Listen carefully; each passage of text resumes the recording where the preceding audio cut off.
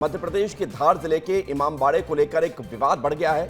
कब्जा मुक्त कार्रवाई के बाद छावनी में शहर तब्दील हो गया है। इमामबाड़े को लेकर खबर यह है कि इमामबाड़े को सील कर दिया गया है। मुस्लिम संगठन ने इसका विरोध किया है।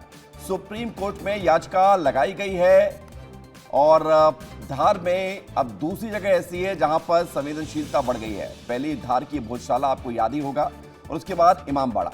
पूरा मामला क्या है ये भी आपको बता देते हैं। इमामबाड़ा फिलहाल सील कर दिया गया है, ये बड़ी खबर है, और धार छावनी में तब्दील हो गया है। इमामबाड़े में आधिपत्य को लेकर विवाद है। इमामबाड़े को पीडब्ल्यूडी को देने को लेकर कार्रवाई हुई।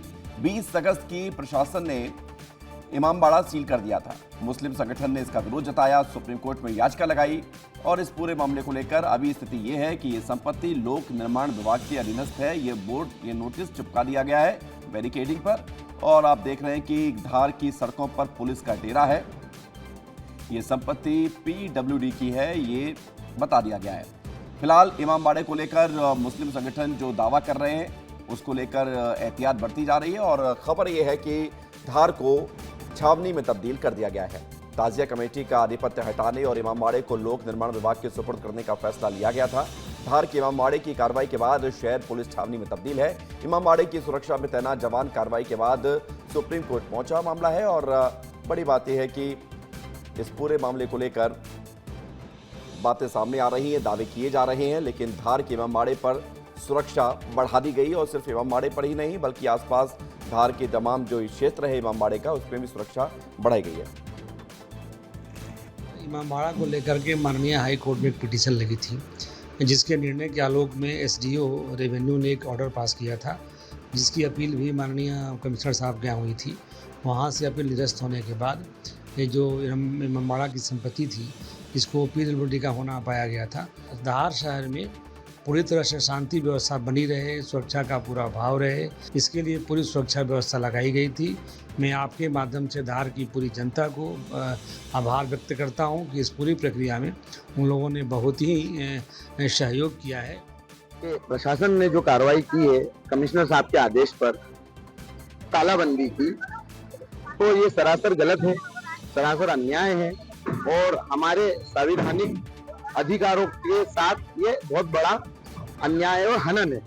इसलिए हम उसको हमारे संवैधानिक हक के तौर पर हाईकोर्ट भी गए, और हाईकोर्ट से हमें किसी तरह की राहत नहीं मिलते हुए तो हम उसको सुप्रीम कोर्ट लेके गए हैं, और आखिरी दम तक इस लड़ाई को लड़ेंगे। पिछले 200 वर्षों से वहाँ सारे कार्यक्रम मुस्लिम समाज के हो रहे हैं। तो मुस्लिम संगठन के लोग कह रहे हैं कि हमें न्याय नहीं मिला है, हम सुप्रीम कोर्ट गए। जफर अली हमारे साथ जुड़ गए हैं। जफर, जरा बताइए धार की स्थिति क्या है? संवेदनशीलता बनी हुई है, पुलिस का पहरा है, छावनी में तब्दील हो गया है, और ये कब से चला आ रहा है और कब तक चलेगा?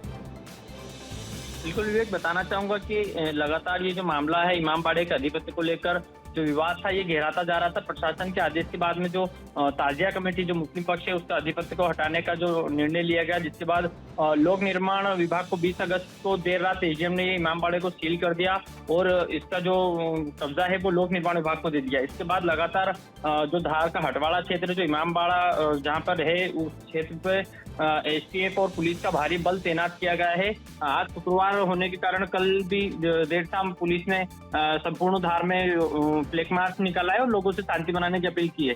वहीं जो मुस्लिम पक्ष के समझ है उनका कहना है कि ये जो कार्रवाई की गई है ये गलत है, वो इसको लेकर के सुप्रीम कोर्ट गए हैं और सुप्रीम कोर्ट में अपनी बात रखेंगे। विवेक, बहुत शुक्रिया आपका जफर, हमारे साथ जुड़ने के लिए, जानकारी के लिए बहुत धन्यवाद।